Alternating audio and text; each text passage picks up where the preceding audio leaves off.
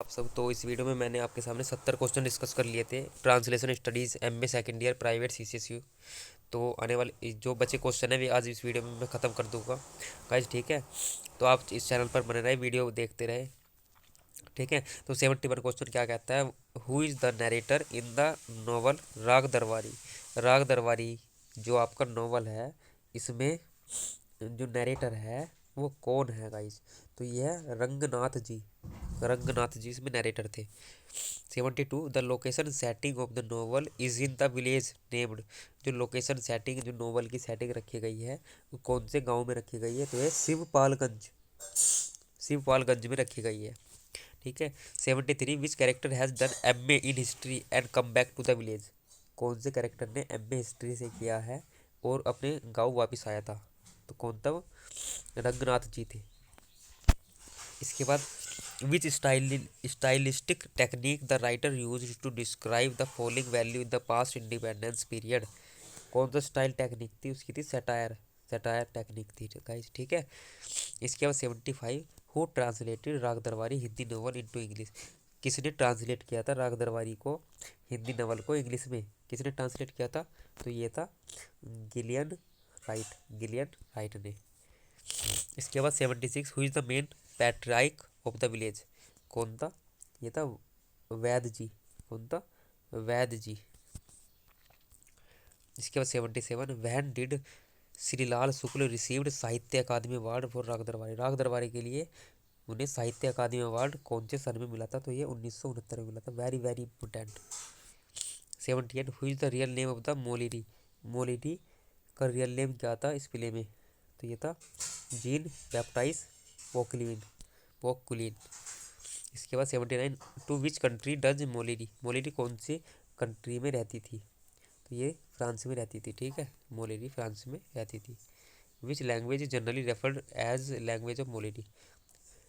कौन सी language referred की गई लैंग्वेज ऑफ मोलिनी, कौन सी थी, क्योंकि फ्रांस में रहती थी तो फ्रेंच लैंग्वेज इसे रेफर्ड की गई। 81 who does Plato banish from his ideal state. Plato को क्यों बैनिश किया गया उसके आइडल स्टेट से, तो ये उसकी पोइटिक्स के कारण, उसकी जो पोइट्स के कारण उसे बैनिश किया गया। 82 justice is a principle of, justice एक प्रिंसिपल है किसका, सोशलाइजेशन का प्रिंसिपल है। इसके बाद next 83 Aristotle belongs to which country. Aristotle कौन सी कंट्री को बिलोंग करता था, तो ये करता था ग्रीस को।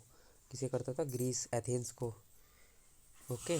84 Aristotle was the founder of the which school. Aristotle कौन से स्कूल का फाउंडर था, तो ये था प्री पैट्री peripatetic school, peripatetic school का फाउंडर था। 85 who was the teacher of Aristotle. Aristotle के जो टीचर थे वे कौन थे, कौन थे, ये थे आपके प्लेटो थे। फिर एरिस्टोटल के जो टीचर थे वो थे प्लेटो थे, ठीक है, ओके। इसके बाद 86 Aristotle authored the book. Aristotle authored the book, कौन सी ऑथर्ड, कौन सी बुक करी, एरिस्टोटल ने कौन सी बुक लिखी थी, द पोइटिक्स, ठीक है। इसके बाद 87 poetics has been written. Poetics में कितने चैप्टर थे, तो ये थे आपके 26 चैप्टर थे। 26 जैसे नाट्य शास्त्र में 36 थे, तो इसमें इसमें 26 है। इसके बाद 88 poetry is an imitation of wife life who gave this statement. किसने दिया था, पोइट्री एक इमिटेशन है और लाइफ का यानी इमेजिनेशन है, ये दिया था प्लेटो ने दिया था। किसने दिया था, प्लेटो ने। इसके बाद 89 poetry is not imitation but representation of life who delivered this concept.